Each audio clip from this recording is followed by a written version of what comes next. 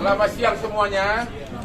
Saya di sini dengan tim Hotman 911 yang ini adalah semua tim pengacaranya. Ya ada Putri, ada Intan, ada Saskia, pokoknya ada semua di situ ya. Dan yang sebelah kiri saya adalah Marlea, adalah kakak kandung dari almarhum Vina.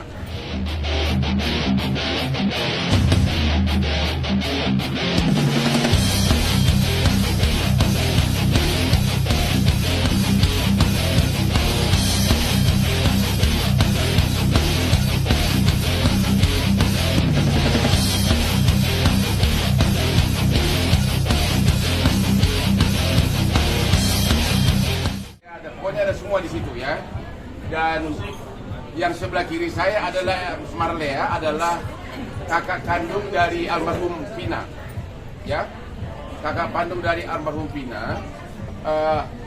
Tentu tujuan dilakukan konferensi pers ini adalah baik keluarga maupun tim kuasa hukum berhak memberikan komentar atas konferensi pers dari Polda Jabar yang telah mengumumkan bahwa satu DPO itu ada nama bernama Peggy dan wajahnya sudah ditunjukkan, dan dua lagi katanya adalah fiktif atau tidak ada.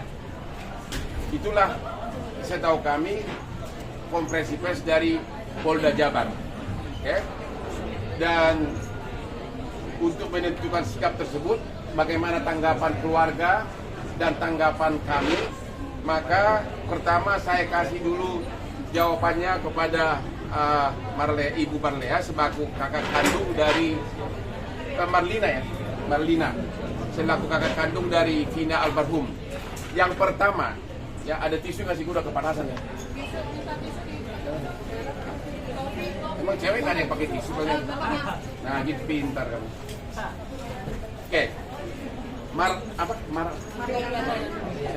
Bahasa Batak ada. Marli aja. Marli. Apa sikap keluarga terhadap pengumuman dari Polda Jabar bahwa Peggy adalah salah satu DPO? Itu dulu.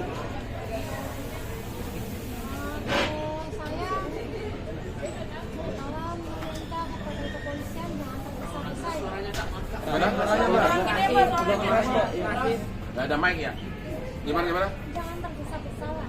Jangan tergesa-gesa ngambil keputusan bahwa itu tersangka dulu. Teliti dulu, diselidiki dulu lebih lanjut. Jadi terhadap DPO yang katanya sudah tertangkap bernama Peggy, sikap keluarga adalah jangan Polda Jabar agar jangan bikin tergesa-gesa membuat keputusan bahwa dia adalah pelaku, begitu. Oke, sebagai tambahan, kami mendapat informasi bahwa 6 dari terpidana ini sudah di BAP lagi oleh Polda Jabar dalam minggu-minggu terakhir ini. Ternyata katanya 5 terpidana ini mengatakan bukan Peggy pelaku yang DPO, hanya 1 yang mengakui. Jadi 5 lawan 1. 5 terpidana ini mengatakan di BAB bahwa bukan Peggy pelakunya yang DPO, sedangkan 1 mengakui. Jadi 5 lawan 1. Itu terhadap Peggy, ya. Jadi terhadap Peggy, keluarga mengatakan agar Polda Jabar jangan dulu terburu-buru mengambil keputusan bahwa Peggy adalah yang pelaku DPO. Sekarang DPO yang katanya adalah fiktif. Keluarga sangat kaget mendengarnya ya. Kami keluarga meminta kepada kepolisian agar tetap 2 DPO ini ditelusuri lagi, ditindaklanjuti lagi. Kenapa? Ya, karena kan di pengadilan awal itu disebutkan 3. Ya. Kenapa sekarang berubah menjadi 1? Jadi ya, kami keluarga sangat keberatan ya. Jadi Ibu berharap agar jangan terlalu terburu-buru mengatakan fiktif, cari dulu gitu. Apalagi kan penyidikan kasus ini kan baru dimulai dalam 2 minggu terakhir, ya kan? Oke, saya tambahkan sepanjang menyangkut 2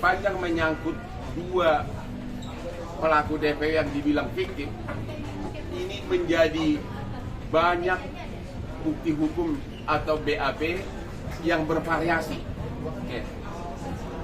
Versi pertama, pada waktu tahun 2016, 7 pelaku itu mengatakan ada 3 DPO. Itu di BAP, ini semua ada di BAP-nya nih. Bahkan diuraikan semua jenis motornya, perbuatan apa yang mereka lakukan, dan cara memerkosanya. 7 DPO itu menerangkan bahwa kami melakukan bersama-sama. Jadi secara pidana ini adalah perbuatan bersama. Ya, itu BAP versi pertama. BAP versi kedua, tiba-tiba 7 pelaku ini katanya atas saran orang tertentu mencabut semua isi BAP-nya. Itu versi kedua. Versi ketiga, jaksa tetap mengatakan di dalam surat dakwaan bahwa ada 7 pelaku, ada 8 pelaku dengan 3 DPO. Nanti aja itu, pamer dulu Pak. Ya, itu di surat dakwaan ada begitu. Yang keempat, di surat tuntutan pun jaksa mengatakan ada 8 pelaku sama 3 DPO. Ya, itu sudah 4 versi. Versi kelima, di fakta persidangan pun temuan hakim dalam putusannya menyebutkan bahwa 8 pelaku 3 DPO. Bahkan di putusan akhir, dari bagian akhir dari putusan, hakim mengatakan ada 3 DPO. Putusan itu sudah inkrah, sudah final, sudah binding. Artinya apa? Ada 6 versi yang semuanya tiba-tiba kemudian oleh penyidik dikatakan itu semua tidak benar. Yang benar adalah fiktif. Jadi yang mana yang berlaku? Apakah putusan pengadilan yang sudah berkekuatan hukum tetap, atau hanya penyidikan dalam kurang lebih 2 minggu oleh penyidik? Ini semua putusannya, ini semua di bagian akhir dari putusan itu jelas-jelas disebutkan ada 3 DPO. Di dalam pertimbangan hukum juga ada 3 DPO. Di dalam surat tuntutan ada 3 DPO. Di dalam surat dakwaan ada 3 DPO. Di dalam BAP ada 3 DPO. Keterangan dari 8 terdakwa pun mengatakan ada 3 DPO. Sekarang hanya dalam waktu 2 minggu dirubah dengan mengatakan itu fiktif. Jadi prinsipnya keluarga korban maupun kuasa hukum menolak pernyataan dari penyidik Polda Jabar yang menyatakan bahwa 2 DPO tersebut adalah fiktif. Terlalu cepat untuk mengatakan itu. Kalau dikatakan belum tertangkap, kita masih bisa maklumin. Tapi kalau disebutkan fiktif itu terlalu cepat. Terus apa artinya putusan pengadilan yang judulnya demi keadilan berdasarkan ketuhanan yang Maha Esa? Sedangkan mengenai Peggy, tadi keluarga mengatakan periksa dulu. Karena apa? Peggy ini ditetapkan sebagai tersangka DPO. Sudah di BAP 6 orang dari terpidana. 5 menyatakan tidak. 5 menyatakan bukan Peggy.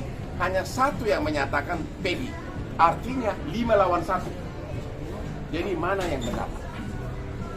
Itulah inti dari konferensi pers hari ini untuk menentukan sikap dari keluarga dan kuasa hukum atas perkembangan kasus Vina Cirebon. Pada saat kejadian usianya masih 11 tahun, sekolah kelas 5 SD, ya. Karena kita sudah klarifikasi di TV swasta, TV One, ya. Kemudian beralih lagi karena tidak terbukti, beralih lagi kepada kakaknya. Yang pertama, Satria Robi, gitu ya. Kemudian Satria Robi juga kita sudah beberapa kali klarifikasi juga ada di Wikipedia, ya. Nah di situ dinyatakan bahwa saya mempunyai anak 4, anak 5. Yang terakhir ini adalah yang namanya Peggy Setiawan, seperti itu. Jadi ditambahkan. Jadi memang situasinya membuat nyaman, kita kena sanksi sosial juga di lingkungan tidak nyaman. Yang mohon kepada semua masyarakat ya untuk tidak memberikan statement yang pemberitaan yang hoax ya, karena berdampak sekali kepada anak saya ya, secara psikologis ya. Sampaikan. Ada pertanyaan terhadap wakil bupati ini, mantan wakil bupati? Dampaknya separah apa sih Bu? Apakah sampai ada dijauhi atau seperti apa? Ya, dampak bullying ini memang sangat dahsyat ya. Anak saya ini dia dijauhi oleh teman-temannya. Jadi ketika kalau di jalan juga banyak orang memandang bahwa anak saya dituduh sebagai pelaku penganiayaan, pembunuhan, ya. Kemudian juga di lingkungannya juga ya, di lingkungannya sangat berpengaruh. Jadi memang yang nama bullying ini tidak secara fisik tapi di media sosial juga ini sangat berdampak. Yang saya khawatirkan karena ini memang semuanya fokus kepada Vina, bersimpati kepada Vina, yang saya takut orang karena berlebihan, takut terjadi yang tidak kepada anak saya. Yang mudah-mudahan dengan klarifikasi dengan Bang Hotman, dengan para pengacara juga di sini, ini menjadi terang benderang, dan yang saya inginkan juga dari keluarga Vina juga supaya mendapatkan keadilan.